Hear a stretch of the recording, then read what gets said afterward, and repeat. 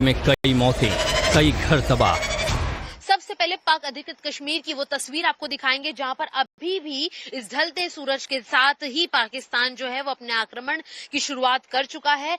आपको cease fire violation नजर आएगी, आपको शेलिंग के वो धुएं नजर आएंगे जिससे कि वो भारतीय सिविलियंस के ऊपर हमला करना चाहते हैं। सरहद पर मंजर धुआं धुआं है क्योंकि पड़ोसी देश की फौज बौखलाहट में है। ऑपरेशन सिंदूर की मार से पाकिस्तान हिला हुआ है। भारतीय जांबाजों ने आतंकी ठिकानों को ध्वस्त किया। एलओसी पर पाकिस्तान ने भारतीय गांवों और स्थानीय लोगों को निशाने पर ले लिया। आप देख सकते हैं कि किस तरह से यहाँ पर लगातार सीज फायर वायलेशन के जरिए फायरिंग की गई, मोर्टार के गोले छोड़े गए, शेलिंग की गई, जिसके बाद यहाँ पर इस पूरी छत के जो परकच्चे हैं वो उड़ चुके हैं। और आप इस बात से अंदाजा लगा सकते हैं कि यहाँ पर कितनी तेज इंटेंसिटी रही होगी जब यहाँ पर मोर्टार आकर फटा होगा, यहाँ पर शेलिंग हुई होगी, तब कितनी तेज यहाँ पर आवाज के साथ साथ यहाँ पर विस्फोट हुआ होगा। ऑपरेशन सिंदूर के बाद राजौरी समेत एलओसी पर बसे तमाम भारतीय गांवों में पाकिस्तान ने मोर्टार दागे, जिससे कई घरों को भारी नुकसान पहुंचा है। पाकिस्तानी फौज के इस कायराना करतूत में करीब 15 भारतीयों की मौत हो गई है, जबकि 43 जख्मी बताए जा रहे हैं। हालात को देखते हुए बारामूला, कुपवाड़ा, अवंतीपुरा और श्रीनगर में स्कूल बंद कर दिए गए। पुंछ में भारतीय सेना के एक जवान की मौत हो गई। पुंछ में भारतीय सेना के एक जवान शहीद हो गए। हालांकि भारतीय फौज पाकिस्तान को उसकी करतूत का माकूल जवाब दे रही है।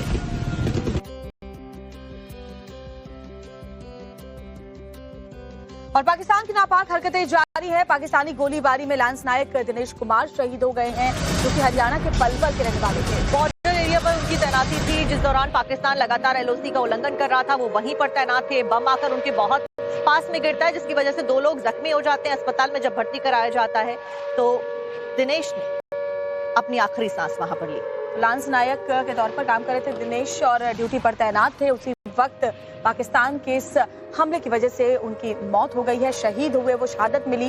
हरियाणा के पलवल के रहने वाले थे। गांव में मातम पसरा हुआ है, परिवार वालों का रो रो कर बुरा हाल है। हालांकि गम के साथ सीने में गर्व भी है कि हमारे नौनिहाल ने, हमारे वीर सपूत ने सर्वोच्च बलिदान दिया। तो अब देखिए, एक तरफ पाकिस्तान के आतंकी ठिकानों को हमने ध्वस्त किया है और किसी भी नागरिक को, ना ही किसी सैन्य ठिकाने को, ना ही किसी सैनिक को भारत की सेना के द्वारा निशाना बनाया गया। लेकिन उसके बदले में पाकिस्तान हमारे सैनिकों को, हमारे लोगों को निशाना बना रहा है।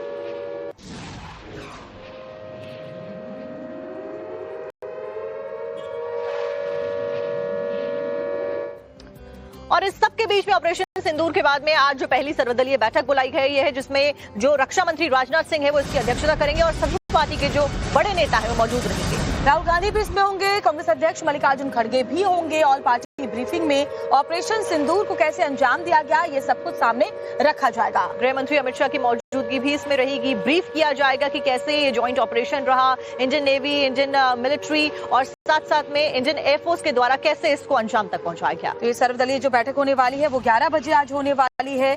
और ऑपरेशन सिंदूर पर यह सर्वदलीय बैठक है जिसमें अमित शाह, किरण रिजिजू मौजूद होंगे, राहुल गांधी, मल्लिकार्जुन खड़गे भी मौजूद होंगे।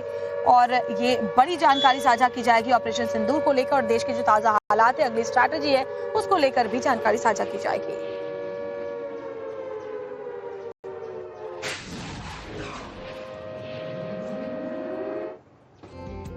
और हिंदुस्तान में भी ऑपरेशन सिंदूर के बाद हाई अलर्ट है। कई ऐसे राज्य